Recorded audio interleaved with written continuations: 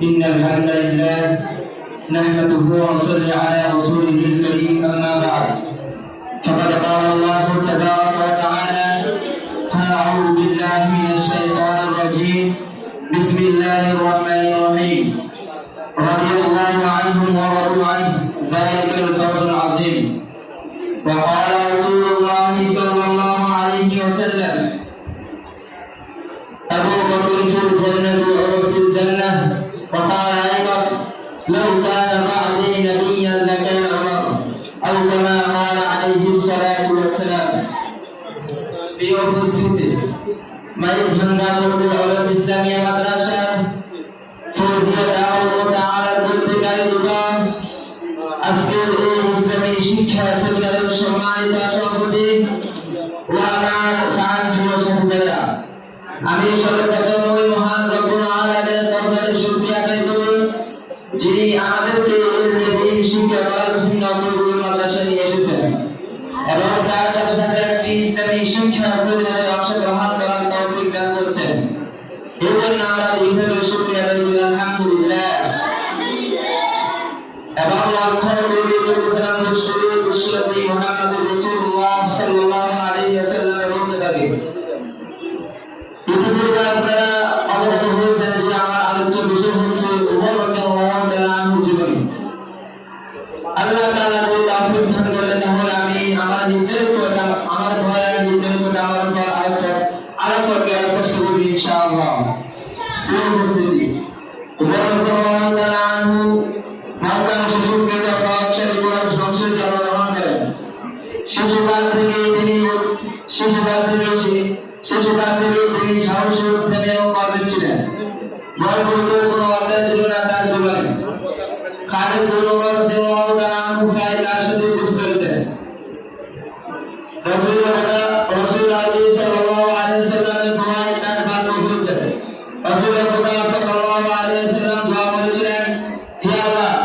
আবু জাহেল কিংবা উমর ইবনে খাত্তাবের মাধ্যমে তুমি তোমার দিনকে শক্তিশালী করো রাসূলুল্লাহ সাল্লাল্লাহু আলাইহি ওয়াসাল্লামের দোয়াতে উমরের উমরের কবুল উমর রাদিয়াল্লাহু তাআলা আনহু খোলা দরবারে নিয়ে ছুটলেন মুহাম্মদ সাল্লাল্লাহু আলাইহি ওয়াসাল্লামের মসজিদে যাবেন কিন্তু বাকি লেখা ছিল কিছু দুর্নীতির কণ্ঠে সমুদ্র কোরআন তেলাওয়াত শুনলেন এবারে অনেক সুদা কাম করার জন্য অনুরোধ করেন রাসূল সাল্লাল্লাহু আলাইহি ওয়াসাল্লাম সালাম করেন নবী সাল্লাল্লাহু আলাইহি ওয়াসাল্লামের দোয়া বাস্তবে প্রতিষ্ঠিত করেন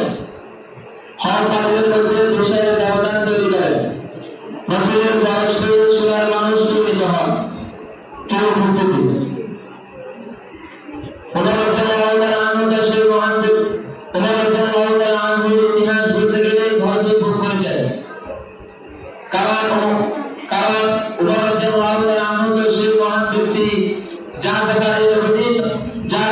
স্বয়ং নবী সাল্লাল্লাহু আলাইহি ওয়াসাল্লাম বলেন লাউ কানা বা'দি নাবিয়্যান লাকানা উমর অর্থাৎ আমার পরে যদি কোনো নবী হতো তাহলে উমর হতো সেই নবী কেউ উপস্থিতি উমর রাদিয়াল্লাহু তাআলা আনহু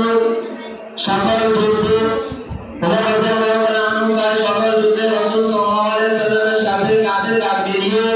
বিরুদ্ধের সাথে যুদ্ধ করেছেন খেলাফত গ্রহণের পর তিনি ন্যায় বিচার প্রতিষ্ঠা করেছেন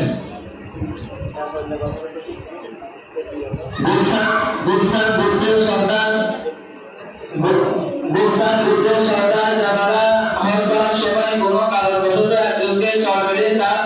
দাঁত ভাঙে দিল উমর রাদিয়াল্লাহু তাআলা আনহু তাকে জামালাকে জিজ্ঞাসাবাদ করলে সে বলল যে ধর্মে ছোট বড়দের কোনো পার্থক্য নাই সেই ধর্মে আমি থাকতে চাই না উমর রাদিয়াল্লাহু আনহু তাকে একদিনের আর্মি অর্ডার দিয়ে বললেন আগামীকাল তোমার ফয়সালা হবে প্রিয় উপস্থিতি নীল নদের পানির জন্য প্রত্যেক বছর একজন নারীকে নীল নদে বলি দিতে হতো উমর রাদিয়াল্লাহু তাআলা আনহু এই হত্যাকাণ্ড বন্ধ করে নীল নদের উদ্দেশ্য চলে গেলেন তুমি যদি আল্লাহর নামে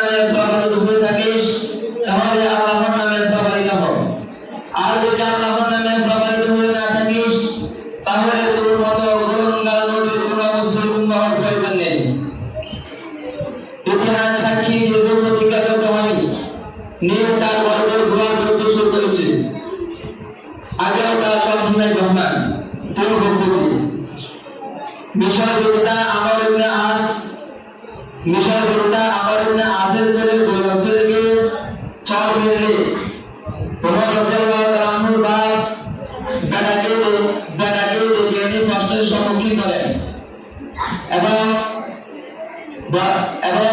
ইহুদের ছেলেকে বলেন, সে তোমাকে যতটুকু দূরে আঘাত করেছে তুমিও ততটুকু দূরে আঘাত করো। বিচার শেষে ওমর ইবনে আস রাদিয়াল্লাহু তাআলা আনহুকে বলেন, এবার ওমরের চাবুক শুধু ছেলের ঠোঁটের উপর দিয়ে গেল, সামনে থেকে ওমরের চাবুক থেকে তার ছেলে কেউ রক্ষা পাবে না। মূল কথা হচ্ছে ওমর রাদিয়াল্লাহু তাআলা আনহু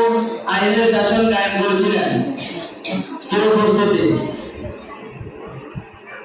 উদ্দিন কায়েম করতে হবে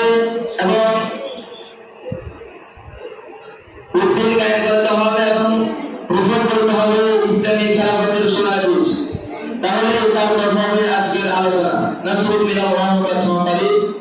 ওয়া আখির দাওয়ানা আলহামদুলিল্লাহি রাব্বিল আলামিন। আসসালামু আলাইকুম ওয়া